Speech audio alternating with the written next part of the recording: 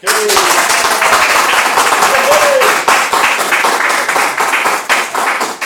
evening, everybody. Welcome to the very first edition of Indystudio with me, Gordon Ross. Those of you who watch IndyCar regularly will probably recognise me from my sweaters, which I'm famous for. And I'm wearing the sweater that most people recognise me from.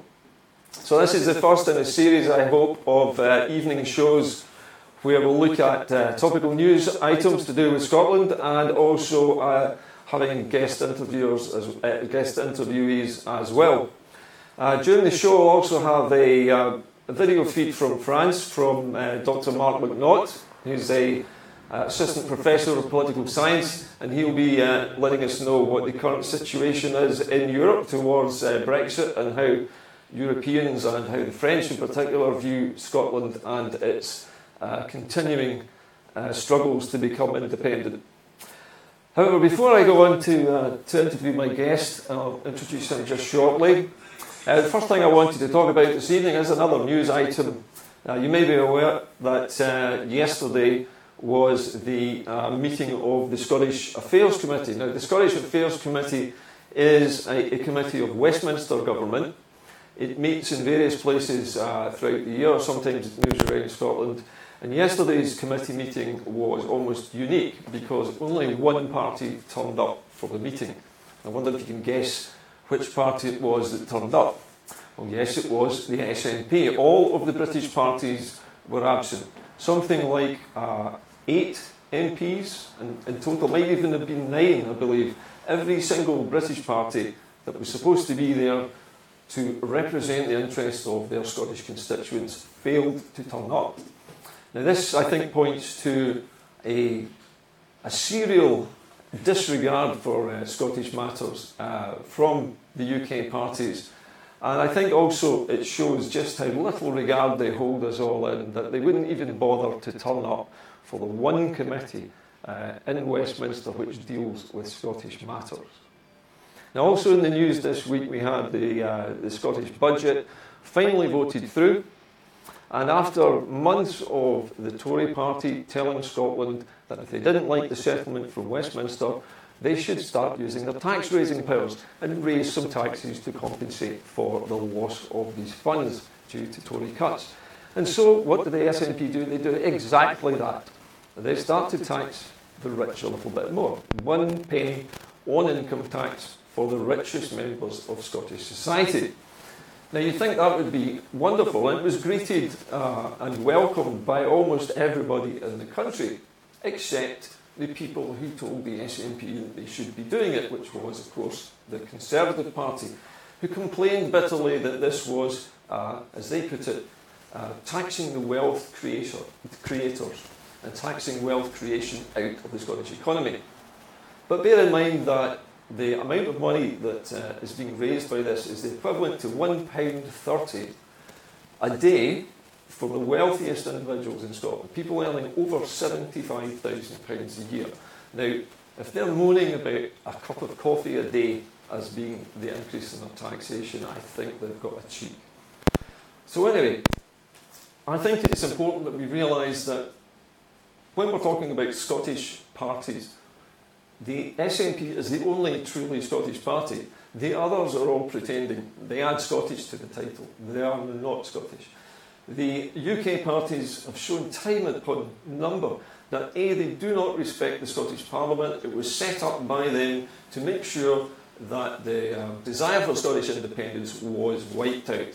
They thought it would stop the independence campaign in its tracks. They were wrong. The SNP has been in power now for 10 years, going into their third term. They may not be a majority government anymore, but they confounded the system designed to contain them. And I think Scots have actually confounded the system as well by voting for them. So I think it's coming to the point now where we have to start defending our Parliament. It's important to most people in Scotland. And as you're probably aware, there is an event planned for the 23rd of March this year called HOOP, which stands for Hands Off Our Parliament. I'll be there along with a very large number of other people who volunteered to go along to protect the Parliament. There is going to be a symbolic shield wall erected around Holyrood, in which 100 saltire shields have been specially created for the event. There will also be a children's shield wall, and each of the children will have a little tiny shield, the same as the adults, but just shrunk down a little bit. There will be face painting, there will be other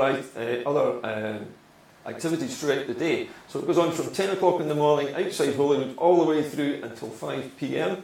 We're hoping that we can also encourage NSPs to come out and join in with the proceedings. So we're there really just to show, particularly the Tories, that we take it very seriously, that we're going to protect this Parliament at all costs. Now that's the end of the news items for the moment. I'd like to now introduce to you Dr. Mark McNaught, who is an assistant professor of political science at a university in France, and Mark has very kindly provided us with a video of the latest news from Europe about Brexit and about how the Europeans, and particularly the French, are responding to the way things are going with Brexit. Kevin, if you're in the control box, can you cue up the video, please, for Mark McNaught? And hopefully we should see that in a moment, folks. University of Rennes. Oh, I've just been...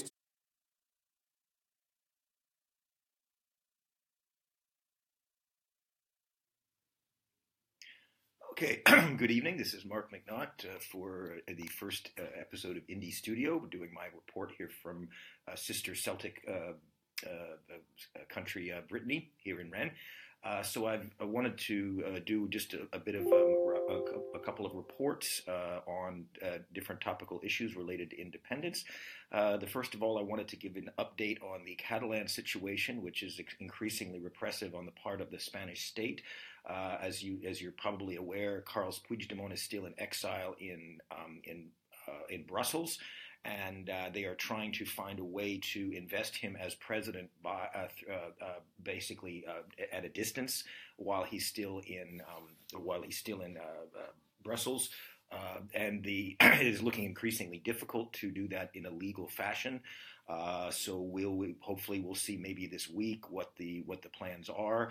Also, another ex-deputy from the coup who has been summoned before the Supreme Court today is now seeking asylum in Geneva, and it looks as if the Spanish authorities will set out maybe a Euro order for her detention in Geneva, and so that's another challenge for both the Spanish state and the Catalan authorities. Several people went before the court today, this week. Among them Artur Mas and others. None of them were imprisoned. However, Marta Rovira, I believe, who was one of the top members of the Esquerra Republicana, was let off on 60,000 euros bail, if I'm not mistaken.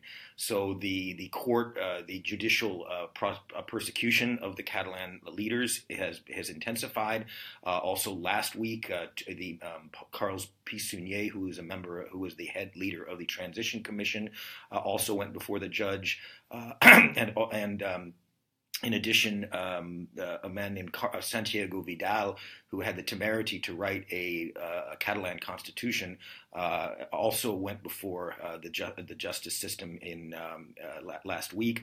So we see that again that there has not been any additional imprisonments yet. We still have the four: Jordi Sanchez, Jordi Cuixart, and then Oriol Junqueras, the vice president, and also Joaquim Forn, who is the interior minister in the Catalan government, who are still in jail and not let out without bail, pending further judicial proceedings, and they face perhaps 30 years in prison, potentially 30 years in prison for sedition and rebellion, which by law necessarily require violence. Okay, so but we hopefully within the next week or so we will see hopefully the Catalan government formed, and they can get on with building the Catalan Republic. Gordon also asked me to say a little bit about Europe and the possible reaction of the Europeans to Scottish independence were it to occur, particularly before Brexit. And I really sincerely believe that there's a lot of goodwill for the Scottish position and the Scots on behalf of the Europeans. There have been much contact between Nicola Sturgeon and the European Commission and others. There is also, you have the Irish, who are very interested in, who have been cooperating with the Scottish government as well. And while they cannot say anything openly, because of course the United Kingdom is the only interlocutor with the European Commission over withdrawal, there's no question that there is a lot of sympathy for the Scottish cause, and it's a question of what occurs. I think in the next couple of months is going to be absolutely crucial to this situation, because they have to deal with the Irish situation, and also Barnier has said that a transition period is not a given, and that the UK government has to abide by its commitments in order to get that. And you also have the hard Brexiteers.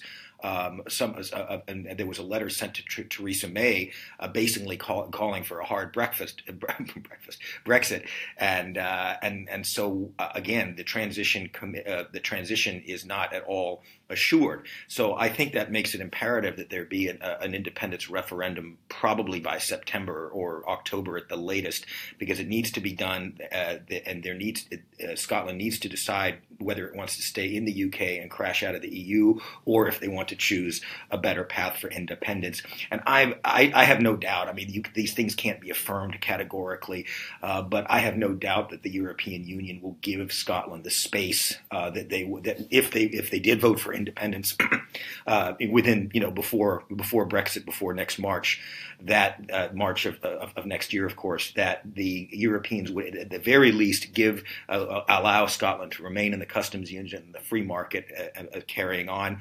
with the trading, as disruptive as it may be, especially if England crashes out, and that they would. I would say that they would allow, again, Scotland the space to become independent, and then make a decision for themselves whether they wanted to be a full member of the European Union, or an EFTA situation, and then there could be a real debate in Scotland, given the pros and cons of being in the EFTA or being in the EU, and have each make their case, and be honest about what the drawbacks and the advantages for each would be. So again, this is purely speculative, but I think that with the Europeans, there's a great deal of sympathy, and that if Scotland were to vote for independence this year, that they would again give Scotland the space to stay within the single market and customs union and carry on trading before, provided of course we live under we respect the four freedoms and abide by ECJ law.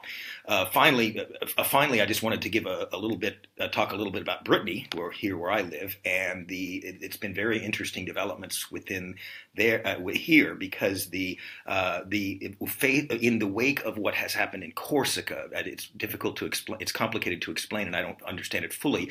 But Corsica has merged their regional and departmental chambers into one authority, and they have in this December they elected a full Corsican nationalist majority. And of course, Corsica is part of France. It has a separate language, and they want to guard their languages. They want to make Corsican a co-official language, which of course the French are very uptight about. And in the wake, the leader of the regional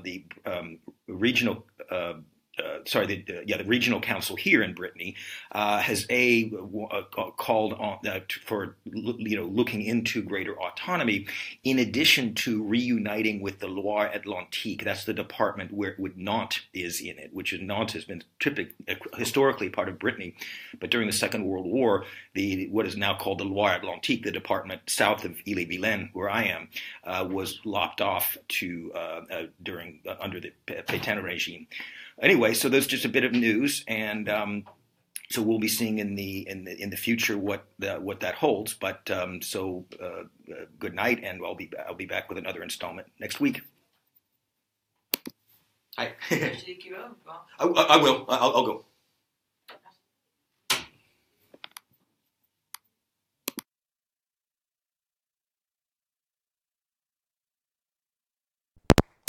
know Mark can't hear us because this was recorded. I think we have to wait for the cue. Yeah.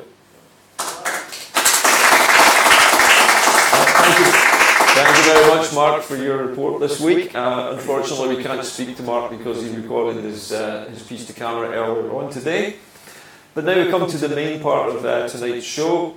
My guest this evening is Mr. Chris O'Kane, who is a member of the Society for Planetary Setting Research. That's the search for extraterrestrial intelligence. Chris is an old friend of mine. We've known each other for a long time.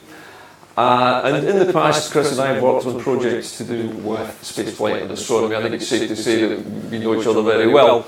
But Chris has just finished a book on a subject which I'll allow him to describe because it's a great mystery, a mystery which is based on Mars and on certain things which were found on Mars by various space probes which have visited the planet over the years. So, Chris, I'll hand over to you in a moment. Hopefully, we'll be able to pull up some pictures for you as well on the big screen here, on the display screen. Do you want to take it from here, Chris? Can you tell me what the project is about? I gather it's titled The Journey to Cydonia. Can you tell us, first of all, what Cydonia is? The book is a story which I've been involved in for the past 25 years, and I'm the only person in Scotland to be involved in it. And it involves the investigation of anomalous features on Mars. You're probably already familiar with the face on Mars, and that's been pretty much well covered, and it's become a sort of part of Mars folklore. But what's not really talked about is all the other anomalies 10 miles to the west of it, which have been investigated by some very good scientists. The Society of Planetary Setting Research was set up by medical scientists to look into this very matter of finding artefacts within the solar system.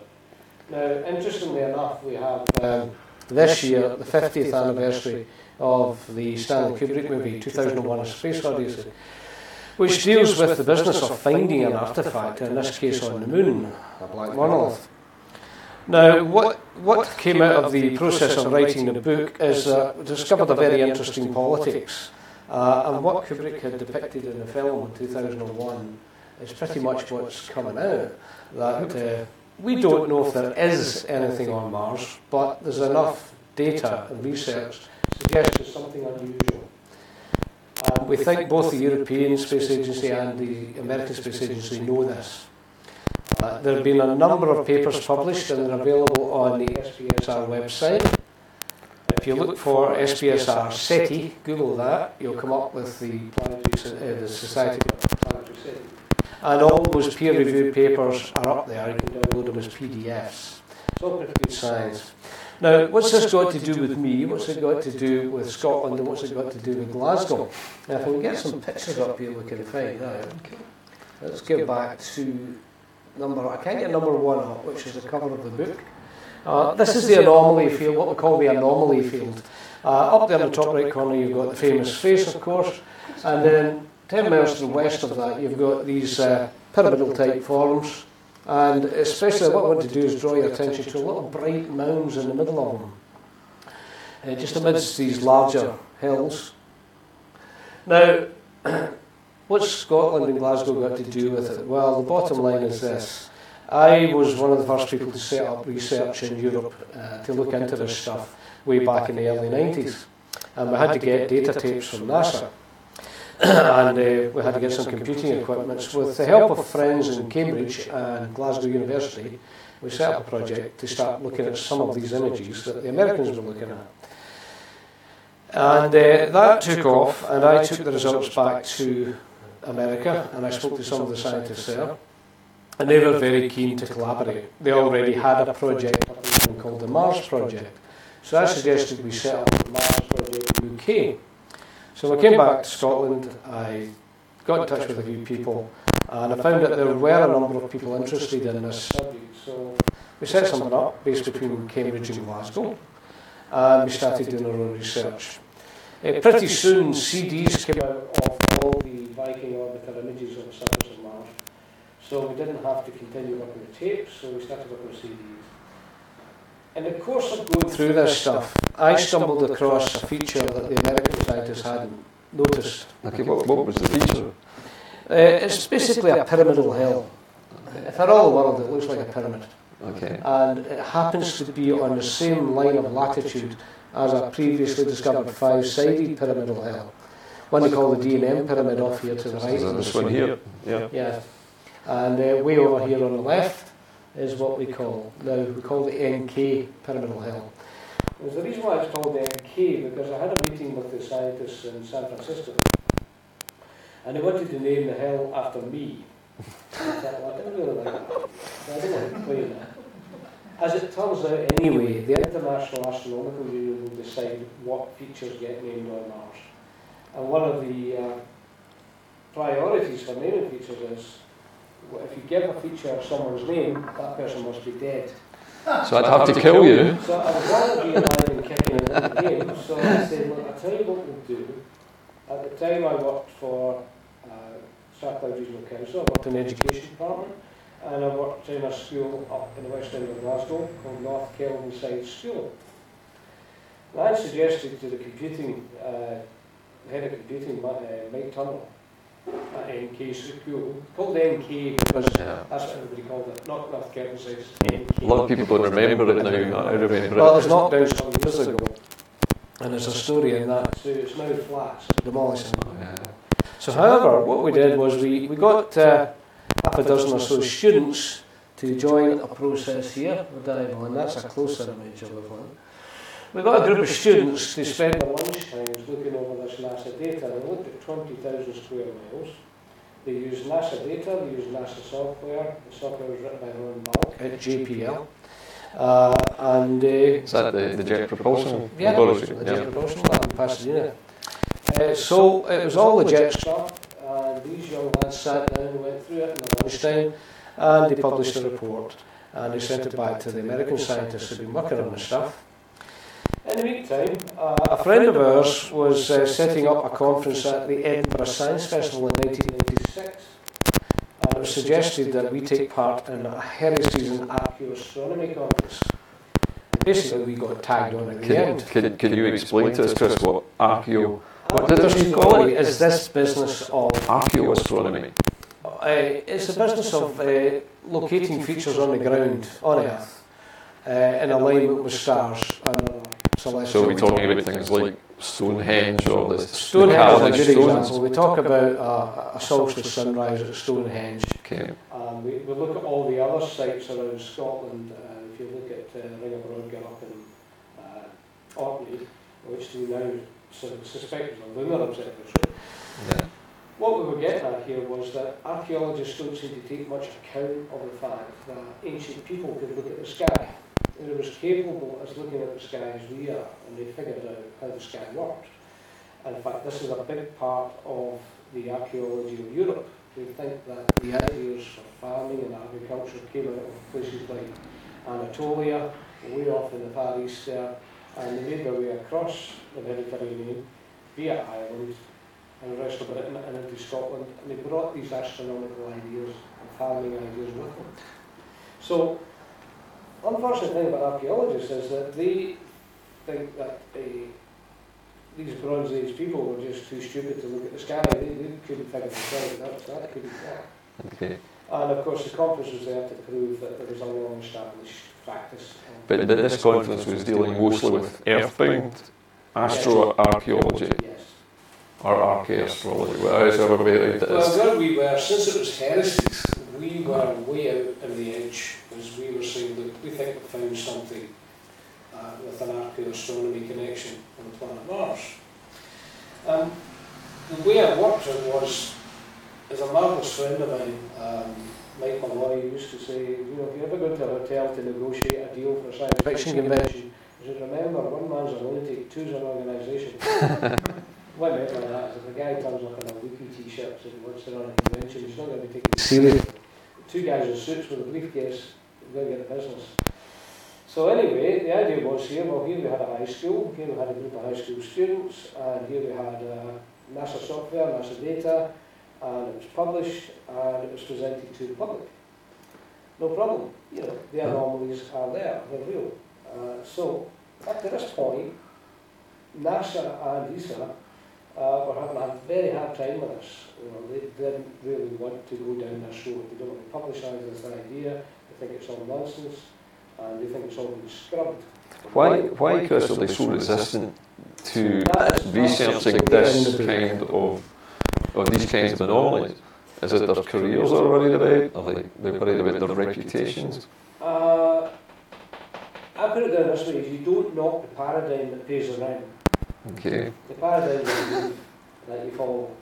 And if the belief is nobody's been in this solar system, nobody can come here and build anything. There's no black monoliths here. That pays the rent. It's okay to look for radio signals, but we can't look for artifacts. And it seems to be okay to look for bugs or possibly small microbes, things like that, but not for signs of intelligent life. It's called fringe science, Gordon, because it's not mainstream money-making science. Yeah. That's not the stuff that pays the rent. Can I ask you a question, Chris? Because you mentioned at the beginning about the pyramidal shapes, but as I understand this, it's not the pyramids that are the artefacts here. It's not those that are the anomalies, are they? Well, not entirely. There's big ones and small ones, and let's go back to what we're really getting at here. These are, let's find... The other thing I think might be worth mentioning here is that the pictures that you're seeing here, this is the original imagery from the 1970s. They are 1976 Viking orbiter images. Very, very grainy pictures, and they didn't come like this, did they? When you got them from Well, they come as raw data on tapes. 8-bit, 256 grayscale files, but they come as raw 8-bit files. So we're talking pre-laser disc days. Oh yeah, magnetic tape and things like floppy disks. Yeah, magnetic floppy disks, was it? It was before that. Not then. No, not then. They came in half-inch big reels. You know, like the old man from. So I'm going to sort of try and set this in context, because this is before Macintosh computers, just about, isn't it? The Mac was just coming on the market. Well, yeah, in this country, yes, Mac was just coming on. In fact, I had a project at the school we tried to use some Mac computers to do a fancy process called fractal analysis, but they just went up to it. They just didn't have enough memory, and the business studies department used Macs. But the science department uses PCs and BBC micros and things. The fractal analysis, as I understand it from reading your book, looks at the surface of the planet, and it looks at how rough the natural terrain is, doesn't it? And then it looks to see if there's anything in the natural terrain which looks like it isn't random. Is that right? It looks for patterns that shouldn't normally be there. A fractal is a pattern of a self-repeating pattern. A good example of a fractal is a tree. Tree branches. You look at a tree, trees branch out all over. If you look closer to the tree, you still get that branching pattern. And there's a very famous fractal geometry. It's a very simple equation. You keep feeding in the same image, previous image, and you get these marvelous fractal patterns back in. Now it turns out that landscapes, natural landscapes that haven't been farmed, they have a fractal value. So they have an average fractal value because they're lumpy. They're unpredictable and chaotic. Randomly distributed, so they have a fractal value. Now anything within that landscape that has a fractal value out with the background value will pop up. So it's going to stand out. It was initially used, it's used actually to look at blood cells for cancer. Oh, but also it's used for a military application that helps them find tanks and fortified locations in a natural landscape. It was actually used in the Gulf War to find certain. I knew I'd heard about this before. I couldn't think about where I'd heard it. A very clever computer scientist and friend of mine, Mark Carlotto, who ran the fractal analysis program through some of these images. Noticed that some of these anomalous features pop up as non-fractal. So these are the little things that we are seeing with the designations. Not the smaller objects, but the bigger ones. The bigger ones, yeah. So there's something numerically about them. As a friend of mine said, the computer doesn't know faces, it just knows numbers. And it knows that the numbers attributed to these features are different from the numbers around about it. And geologically, we can't think of a good reason for that. Because geology should act the same on all areas. You should have the same forces of wind or water or been sandblasted. General erosion. These are the same. Or the roughness of rocks being crossed up. When you would get a square shape in the middle of that, 2,000 square miles, this Inky pyramidal hill is the only square feature, and everything else is kind of round marks. Got some blocky features here. So yeah, they do stand out as different in the first instance. Okay. But what the scientists later got onto was these little bright mounds among the anomalies, which seem to be laid out in a pattern, a pattern of organisation, which don't fit the background again. But what they noticed was these little bright mounds, about 100 feet across, and very, very reflective, and they're laid out in a series of triangles, isosceles triangles and right triangles, and they make up a very elegant but very complex geometry, which is very rich and very productive. And it's echoed in chemistry, and it's echoed in astrophysics, and it's part of a sort of cultural heritage that goes back thousands of years on Earth here. But is it reflected in any Earth-like structures on Earth? Is there anything like this here on the surface of Earth? Or is it only on Mars that there's... Well, the only one always hesitates to say it, and I know that my friends in America don't want me to promote the idea of pyramids, but some of these small mounds, for lack of a better description, do look like pyramids. Yeah. So they don't fit.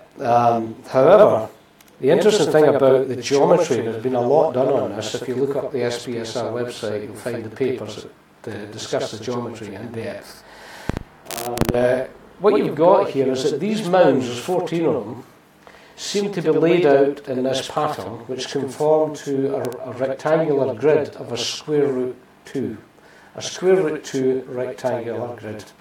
Now, that might not mean anything to you, but a square root 2 grid you'd probably be very familiar with, because hundreds of millions of people use it every day across Europe. Piece of paper. That's right. It's an A4 sheet of paper. Now, in America, they don't have this format. They use A4 because it's the most efficient use of paper. It's the least amount of waste. That's a square root 2 rectangle. 1.414 times the height. If that was 1 unit, that's 1.41 times. That's the aspect ratio of it. Now, if I fold that in half along the short slide, right, I've still got a square root 2 rectangle. And if I fold it again, I've still got a square root 2 rectangle. If I fold it again, square root 2 rectangle. If I double it, I've got a square root 2 rectangle.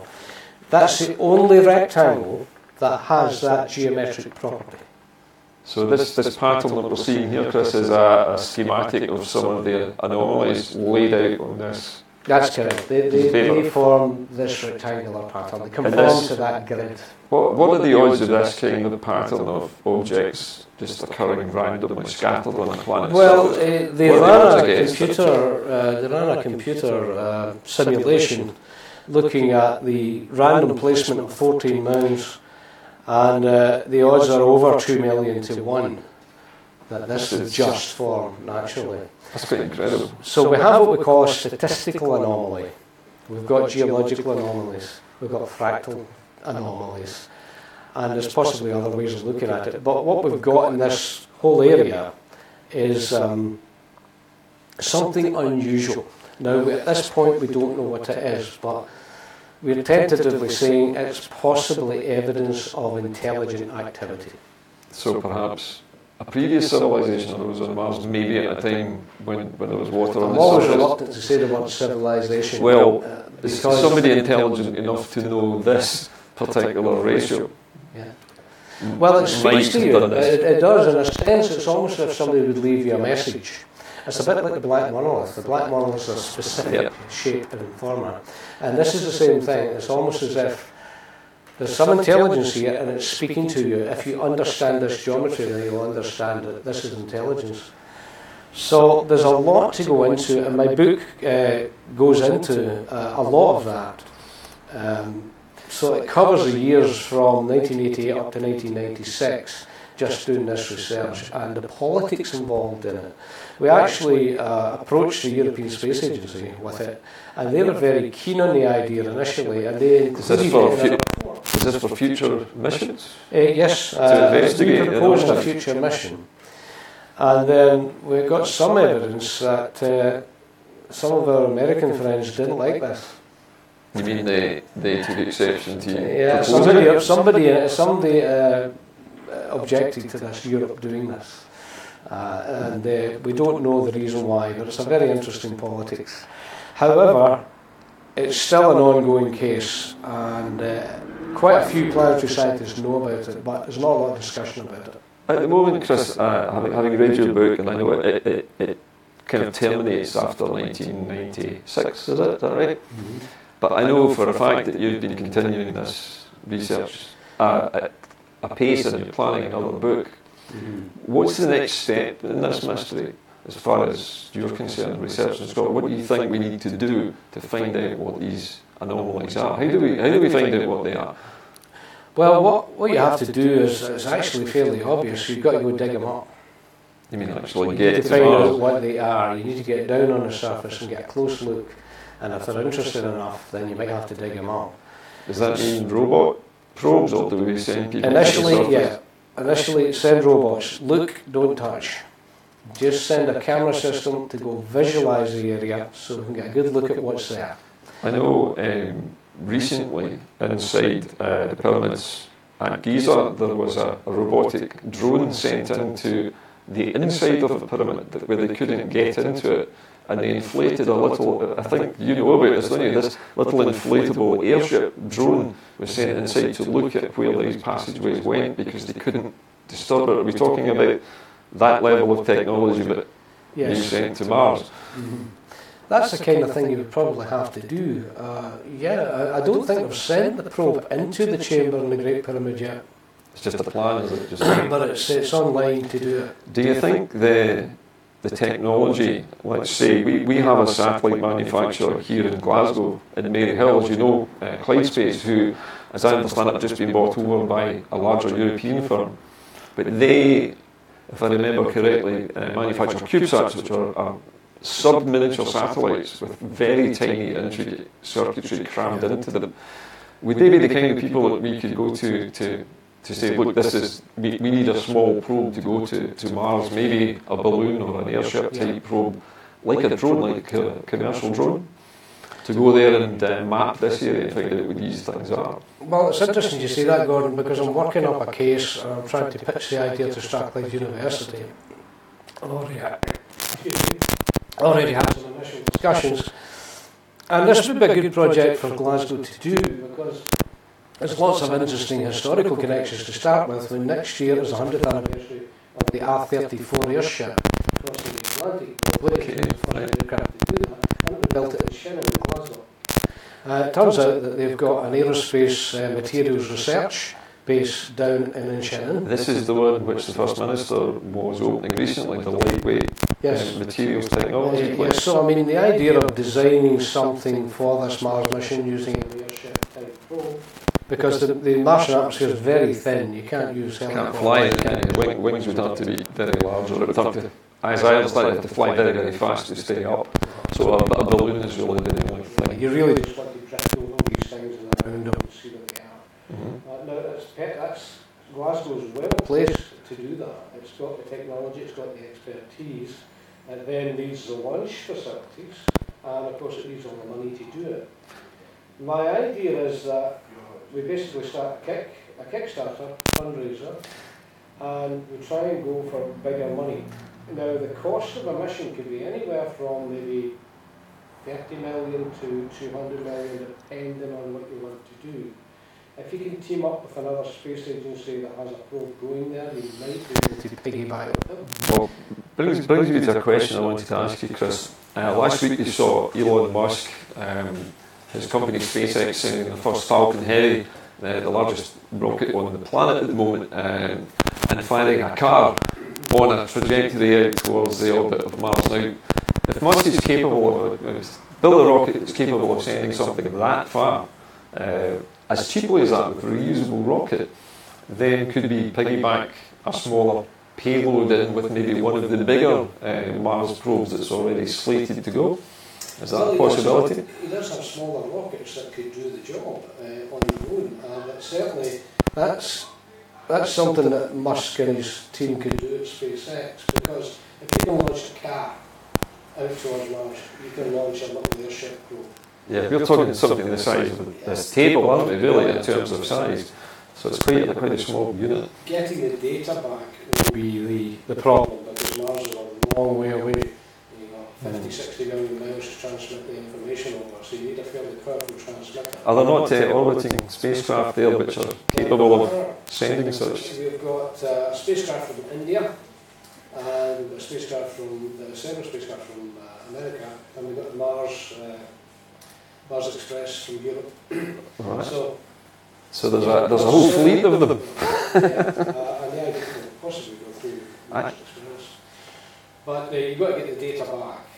So that mission has to be designed and worked out. But I think we've got the resources, the know-how in Glasgow. There is some past history to this, Chris, because if I remember, was it Dr. Pillinger? Is that the name of the chap who crowdfunded a British probe to Mars called Beagle 2? Is it Colin Pillinger, I think his name was? He died just before. Yeah. But he proved that you could crowdfund a Mars probe. He did it. He was the first person to do it. Do you think we could do something here in Scotland on that scale? I think it could, definitely, if everybody else wanted to play ball. If everybody wanted to chip in? Yeah, if the Europeans said, okay, you will go along with it. I think Colin Billinger had a problem in that European Space Agency wouldn't switch on the transmitter, and wouldn't give him the transmitter between his Beagle probe and the Mars Express once he let it go. He didn't get 100% of what he wanted, and that's a problem with on somebody else's mission. They could say, sorry, we need that resource for something else. So you've got to be able to fit in, you've got to be able to be a good partner. So we need to buy a bit of bandwidth. Okay. I had one last inquiry or question about this, and that was, I remember that the Beagle 2 spacecraft was assumed to have been lost when it detached from the spacecraft that was carrying it. But we now know that it actually made it down safely to the surface and actually opened and deployed, but it didn't switch itself on. And so, despite the fact that everybody assumed that this crowdfunded mission had actually failed, it didn't fail. It made it to the surface, but something went wrong with the probe on the surface. I'm thinking if something like this can be crowdfunded here in Scotland, then surely part of the fun of that would be people who buy into the programme maybe being able to watch on their computers or their phones the footage that's coming from the drone on the surface. Is that possible? It's possible. It may even be possible to control all the transmission transmitter from the surface. And I'd be very interested to see schools get involved. They set up dishes and receive the signals for themselves, because all they've got to do is point the dish at Mars. Well, Chris, it's been a pleasure talking to you tonight, and I want to thank you for stepping in at such short notice as well. Good luck with the programme, and everyone a round of applause for Chris, please.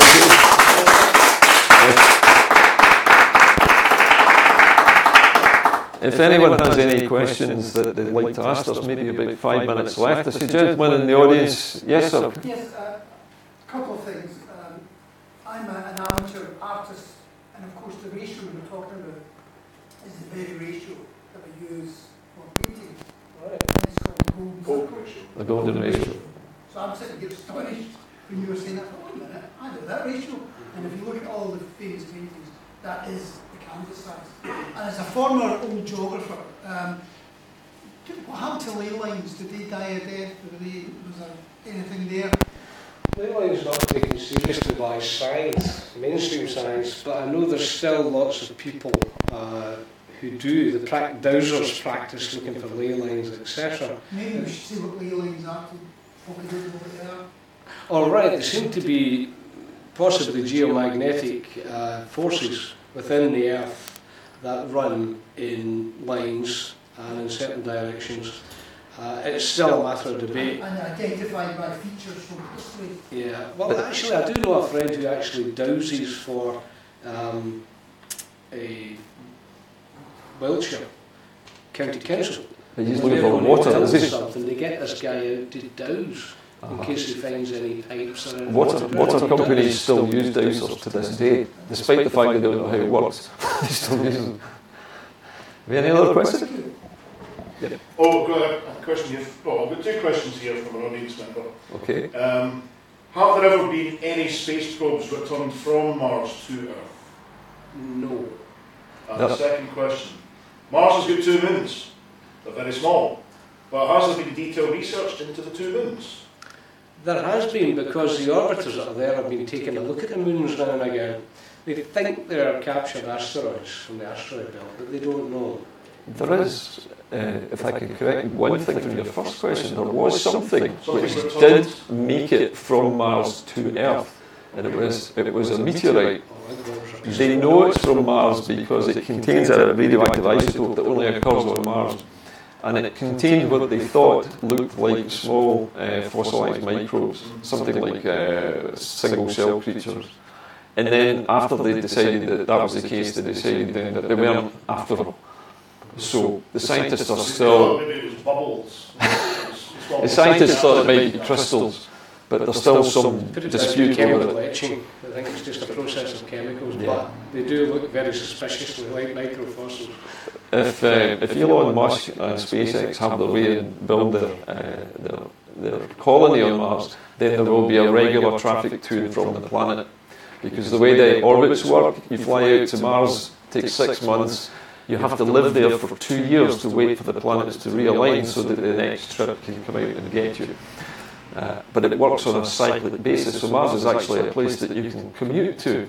But it's a very long commute, you need a book, right? Several library books probably to get you there. Could you just add to that, just slightly before the next question? Finding microbial life on Mars is a problem. In some ways, they want to find it, but they don't want to find it, because if they do find it, it means you can't go there. Because it's off limits. We might be killed by the microbes. You can't contaminate that environment. So there's pressure on them to find it, and there's pressure on them not to find it. Is this one of the reasons why you think the probe that we should send should be an aerial probe rather than a lander? Yes. To stay off the surface? Stay off the surface, because that's where all the dirt is, and that's where all the problems are. You want to be hovering along. Okay, here's an excellent question. We can maybe close on this one.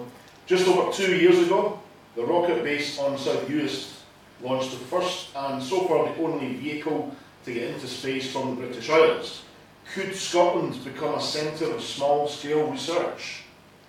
Oh yeah, I think it could become a centre of big-scale research actually, because we've got the facilities now, and you probably could build your own spaceport. Relatively we simple. could launch our own rocket systems. Yeah, we could certainly do low Earth orbit stuff. Very easily. And upper atmosphere research, and we could do that. It was assumed for years that Scotland was no good for launching satellites because it's so far north. But the actual physics of it are interesting. You can send a spacecraft around the pole, over the poles, into what's known as the polar orbit, which are not as popular for things like weather satellites, but are particularly useful for spy satellites and for monitoring the ice at the poles. So there will be a market, I think, for that. Yeah. Definitely. Well, I think that's it for this evening, ladies and gentlemen. Thank you very much for joining us on the very first, and hopefully not the last edition of Indystudio. Good night to you.